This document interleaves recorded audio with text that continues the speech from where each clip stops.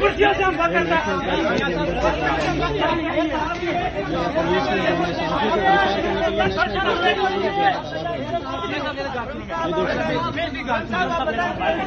ये national press club के अंदर जो है ना पुलिस की गुंडागर्दी जहाँ पर जारी है और ये साथियों पर तशद्दुद किया है। नेशनल प्रेस क्लब के अंदर घुस के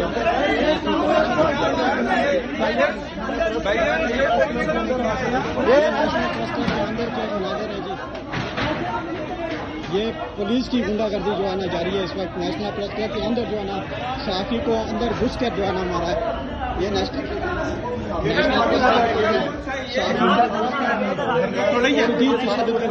वीडियो बनाओ यार, ये देख सकते हैं।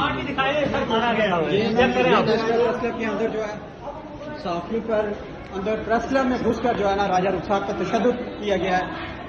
ये राजा रुखसार की इस वक्त की जो कंडीशन है और बहन चौधरी ने मारा है मुझे, ठीक है।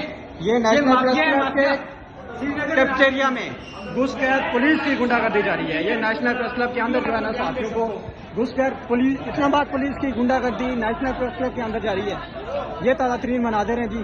नेशनल प्रेस क्लब के अंदर जो है घुस कर साथियों पर शदीद तशद्दुद का निशाना बनाया है। इस्लामाबाद पुलिस की गुंडागर्दी इस